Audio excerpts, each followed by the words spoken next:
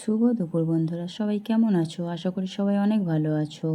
তোমাদের আশীর্বাদে আমিও ভালো আছি। তো দেখো, আজকে আমি মাশরুমের রেসিপি করছি। তো মাশরুমগুলো কেটে নিয়েছি, তারপর পেঁয়াজ কেটে নিলাম, টমেটো কেটে নিলাম, তারপর কড়াই বসিয়ে দিলাম, কড়াইয়ের মধ্যে তেল দিয়ে দিলাম, তারপর এবার দিয়ে দিলাম শুকনো লঙ্কা আর জিরে।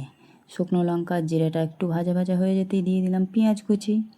পেঁয়াজ কুচিটাকে ভালো করে নাড়াচাড়া করে নিয়ে দিয়ে দিলাম টমেটো কুচি। টমেটো কুচিটাকে ভালো করে নাড়াচাড়া করে নিয়ে টমেটো কুচিটা একটু গলে মতো গেলে, ঘাঁটা ঘাঁটা হয়ে গেলে দিয়ে দেব আদা রসুন পেস্ট। আদা রসুন পেস্টটাকে ভালো করে কষিয়ে নিয়ে দিয়ে দেব হলুদ গুঁড়ো, তারপরে একটু লঙ্কার গুঁড়ো দিয়ে আবারও ভালো করে কষিয়ে নেব।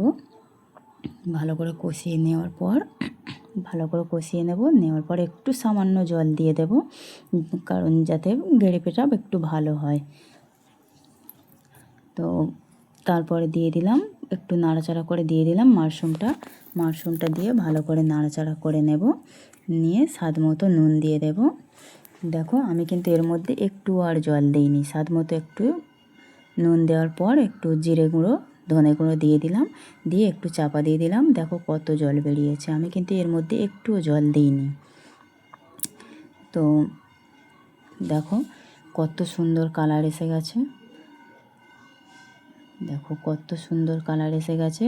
তো এই রেসিপিটা তোমাদের কেমন লাগলো অবশ্যই কমেন্টে জানিও। দেখো পুরো আমার রেসিপিটা হয়ে গেছে। তো তোমাদের কেমন লাগলো অবশ্যই কমেন্টে জানিও। চলো টাটা, thank you so much everyone.